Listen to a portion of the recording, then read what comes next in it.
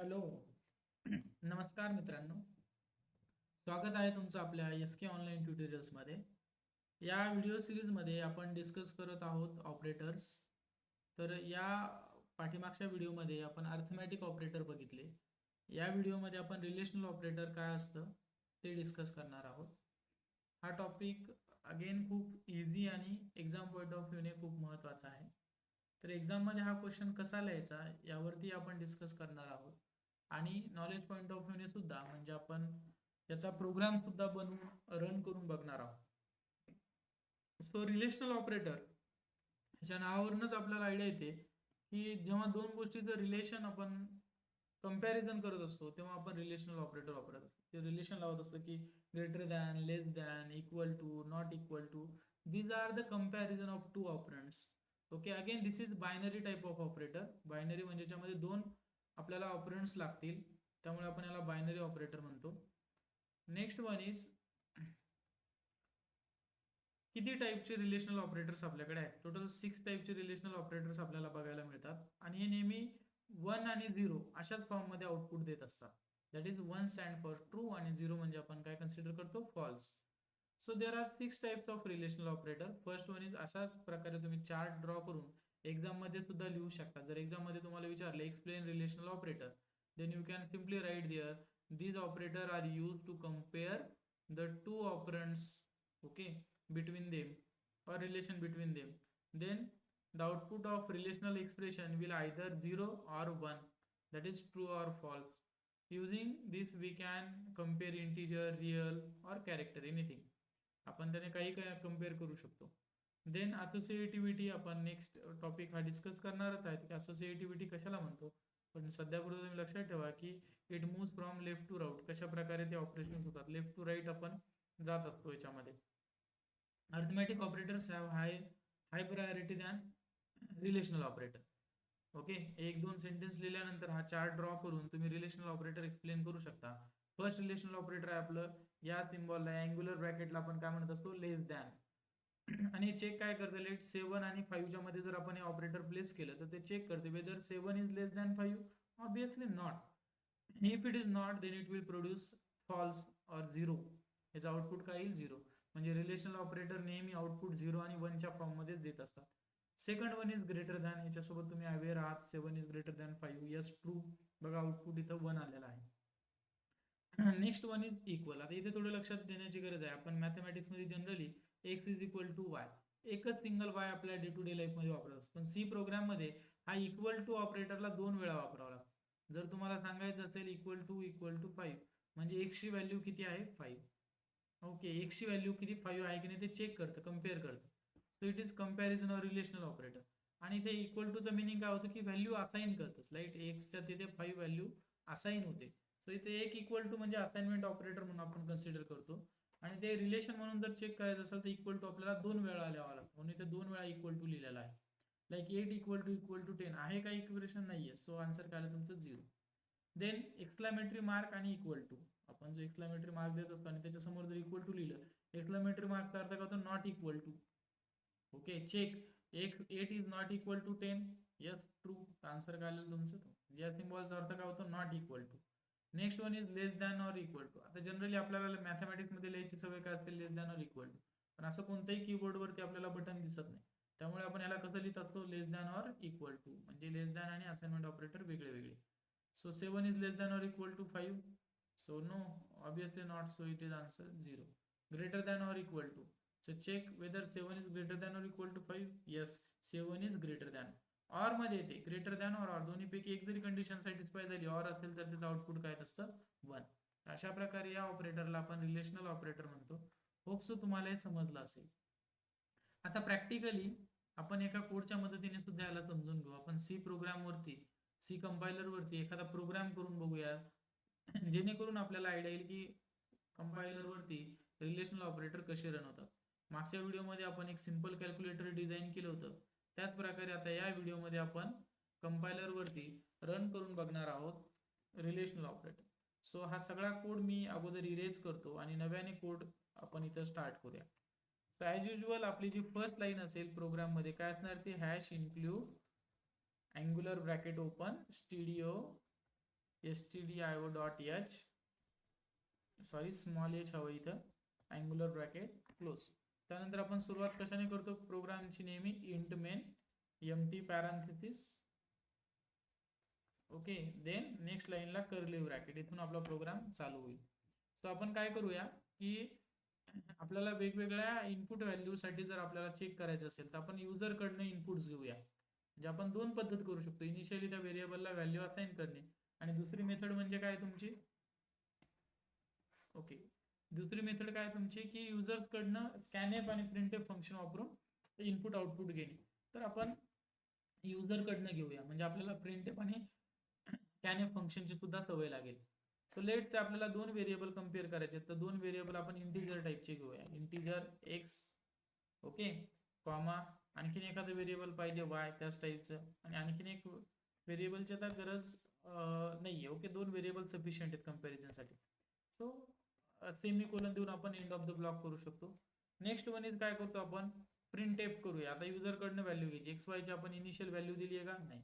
So print F आपण इथे एक मेसेज प्रिंट करूया, inter the value of x, म्हणजे जितक्या वेळा आपण कोड रन करू तितक्या वेळा आपल्याला एक्सची व्हॅल्यू युजर देईल. Inter the value of x जो कम्पेअर करायचा आहे. त्यानंतर इथं एवढा सिंपल मेसेज दिल्यानंतर सेमी कोलन, नेक्स्ट ब्रॅकेटमध्ये आपण नेक्स्ट लाईनला आपण स्कॅनएफ फंक्शन वापरूया. स्कॅन एफ, स्कॅनएफ फंक्शन काय करते, युजर कडनं इनपुट घेत असतं. सो स्कॅनएफ पर्सेंटेज डी, आता इंटिजर म्हटल्यामुळे कोणतं फॉर्मॅट स्पेसिफायर वापरावं लागेल आपल्याला, पर्सेंटेज डी. आपण कर्सर इकडे शिफ्ट करूया, सेमीकोलनच्या बाहेर कॉमा देऊया, आणि आता ही स्कॅनएफने जी व्हॅल्यू घेतली आहे युजर कडनं तो कुठे सेव्ह करेल त्याला ऍड्रेस द्यावा लागेल, आणि ऍड्रेस आपण कशाने देतो, अँड या ऑपरेटरने. सो अँपरसँड कशामध्ये जाऊन स्टोअर झाली पाहिजे, अँड एक्स, एक्स मध्ये जाऊन ती व्हॅल्यू स्टोअर झाली पाहिजे. इथे आपली लाईन संपली तर एंड ऑफ द ब्लॉक आपण देतो. सेम वेने आपण वाय ची सुद्धा काय करूया, युजर कडनंच व्हॅल्यू घेऊया, print F semicolon inter the value of Y, same as आपण जसं एक्स ची व्हॅल्यू घेतली युजर कडनं तशीच आपण वाय ची व्हॅल्यू सुद्धा पुन्हाकडून घेणार आहे युजर कडनं. तर सेम आपल्याला लाईन ऑफ कोड इथे लिहावा लागेल. अगेन इथं स्कॅनएफ फंक्शन वापरतो आपण. आता प्रिंटएफ फंक्शन नाही वापरलं तरी चालतं. ओके, स्कॅनएफने डायरेक्ट आपल्याला युजर कडनं व्हॅल्यू मिळते, बट ते रीड करण्यासाठी आपल्याला इझी फाइंड आउट करतो. जर मेसेज आपल्याकडे तिथे असेल तर आपल्याला कळेल की कशाची व्हॅल्यू टाकायची, अदरवाईज कन्फ्युजन होईल. त्यामुळे आपण प्रिंटएफने एक मेसेज प्रिंट करतोय, युजर लाईट येईल की याच्यामध्ये आता कशाची व्हॅल्यू टाकायची, एक्सची टाकायची का वायची टाकायची. सो कॉमा अँपरसँड कुठे जाऊन स्टोअर झालं पाहिजे आता ही व्हॅल्यू वायच्या ठिकाणी. So semicolon end of the block. आता आपल्याला एक स्टेटमेंट लिहायचं आहे. Okay, let whether we have to check like print F. ओके, इथं आपण प्रिंट एफ मध्ये सुद्धा डायरेक्टली चेक करू शकतो. ओके, किंवा एक आणखीन व्हेरिएबल केलं तरी करू शकतो. वेगवेगळ्या मेथड आहेत. आणखीन एक व्हेरिएबल वाटल्यास आपण डिक्लेअर करू एक्स वाय झेड, आणि झेडला आपण वेगवेगळे इक्वेशन तयार करू. Z is equal to X greater than Y असं सुद्धा आपण लिहू शकतो सेमीकोलन. मग आता बघूया आपण झेडचा आन्सर काय, तर झेडच्या व्हॅल्यूमध्ये काय स्टोअर जाते value, printf semicolon the value of Z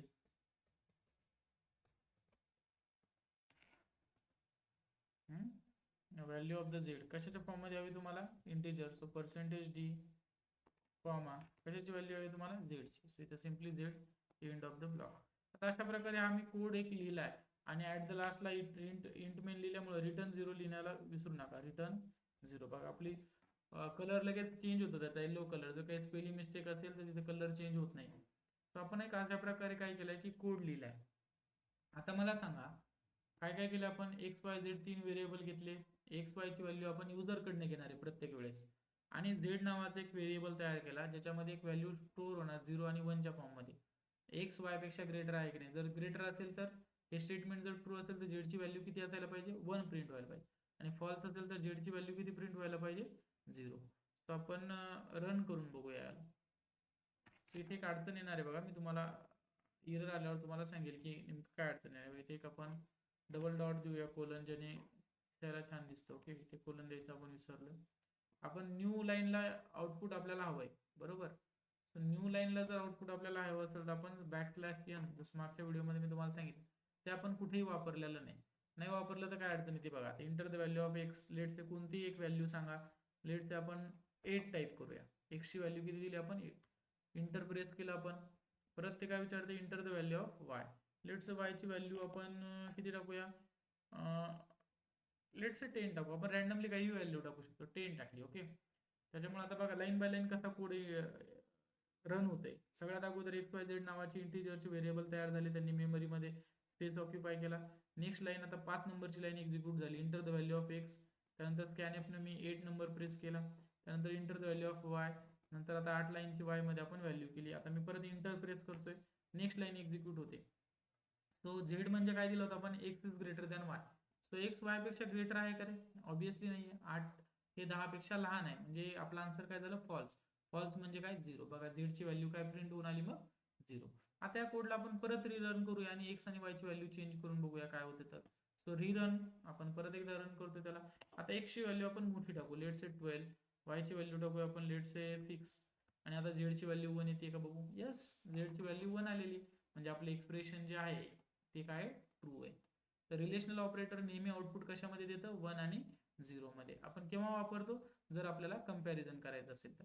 या आणि आपण किती ऑपरेटर बघितलेत, रिलेशनल ऑपरेटर किती प्रकारचे बघितलेत आपण, 6 प्रकारचे रिलेशनल ऑपरेटर बघितलेले आहेत. बघा इथे स्क्रीनवरती दिसतील. Less than, greater than, equal to, not equal to, less than or equal to, greater than or equal to. हे सगळे ऑपरेटर आपण याच प्रोग्राम मध्ये यूज करून बघू शकतो. सो 1 बाय 1 ऑब्विसली आपण तेही करून बघूया. सो आता इथे आपण लेस दॅन वापरले. ओके, इथे आपण लेस दॅन वापरले या कोडमध्ये. आता नेक्स्ट कोडमध्ये काय वापरू आपण, ग्रेटर दॅन वापरून बघूया काय होते. मी काय करणार, सिम्पली सगळा कोड आपल्याला ऑब्विसली चेंज करण्याची गरज नाही, जस्ट चेंज द सिम्बॉल. लेस दॅनच्या ऐवजी मी ग्रेटर दॅन वापरलं. बघा आता झेडची व्हॅल्यू चेंज व्हायला पाहिजे, 1च्या ऐवजी 0 यायला पाहिजे. सो 12 अँड 6, बघा आली 0 व्हॅल्यू. ठीक आहे. सो आता हे दुसरा ऑपरेटर झाला. आणखीन एखादा ऑपरेटर तुम्हाला नॉट इक्वल टू वगैरे आपण बघूया एक्सक्लामेटरी मार्काने. तर नॉट इक्वल टू कसं चेक करतो आपण, सगळ्यात अगोदर त्याचा सिम्बॉल आपण देत असतो exclamatory mark, not equal to Z is, किंवा आपण झेडची इथं आवश्यकता नाही, आपण एक्स आणि वायला डायरेक्टली लिहू शकता. ठीक आहे, right. Z is equal to X not equal to Y. हे ट्रू आहे की नाही चेक करायचं. आता आपण काय करूया, एक्सची व्हॅल्यू टाकूया 12 आणि वायची व्हॅल्यू टाकूया लेट्स से 6. एक्स आणि वाय बरोबर आहे का, ऑब्विसली नाही आहे. वायची व्हॅल्यू 6 आणि एक्सची व्हॅल्यू 12 आहे, म्हणजे ते चुकीचं आहे, म्हणजे फॉल्स आहे. इन शॉर्ट आन्सर काय आलं पाहिजे, 0. मी आता इंटर प्रेस करून बघतो, आन्सर काय आलंय, 1. So X is not equal to Y आपण इथे टाकले. काय गडबड झाली बघूया. So yes it is true ना, that's why it is 1. Yes, काही गडबड झाली. आता आपण काय करूया, कोडला रन करू आणि एक्स आणि वायची व्हॅल्यू काय करूया, सेम टाकून बघूया. एक्सची व्हॅल्यू 12, वायची व्हॅल्यू सुद्धा 12 टाकली. The value of Z is 0, म्हणजे काय की फॉल्स स्टेटमेंट. एक्स हे वायच्या बरोबर नाहीये, ते फॉल्स स्टेटमेंट. ऍक्च्युली एक्स आणि वाय काय सेम आहे, म्हणून इथे काय आलेले 0. त्यानंतर आणखीन एखादा ऑपरेटर जर तुम्हाला एक्स आणि वायच्या मध्ये जर तपासायचे असेल, तुम्ही डायरेक्टली सिम्पली इथं झेड न करता इथे सुद्धा तुम्हाला एक आणखीन मेथड मी सांगतो, इथे सुद्धा तुम्ही चेक करू शकता. आता सपोज नेक्स्ट ऑपरेटर आपल्याला कोणतं बघायचं, लेस दॅन बघितलं आपण, ग्रेटर दॅन बघितलं, लेस दॅन और इक्वल टू चेक करूया. The value of less than और equal to of less than और इक्वल टू, आपण असा एक मेसेज टाईप करूया आणि इथेच आपण एक्सप्रेशन लिहू शकतो. काय लिहायचंय, एक्स. आता लेस दॅन आणि इक्वल टू कसं लिहावं लागेल, 2 ऑपरेटर वापरावं लागतील इथं, लेस दॅन और इक्वल टू वाय. ओके, आणि आता याची व्हॅल्यू आपण प्रिंट करून बघूया काय, x12 25. The value of result आपण इथं रिझल्ट करू.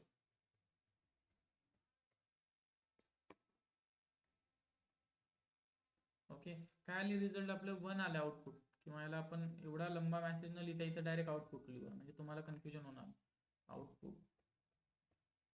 ओके, आता आपण काय एक्सप्रेशन, इथं सुद्धा आपण डायरेक्ट एक्सप्रेशन लिहू शकतो. एक नवीन व्हेरिएबल तयार करण्याची गरज नाही झेड, तुम्ही इथे 2 व्हेरिएबल मध्ये सुद्धा करू शकता.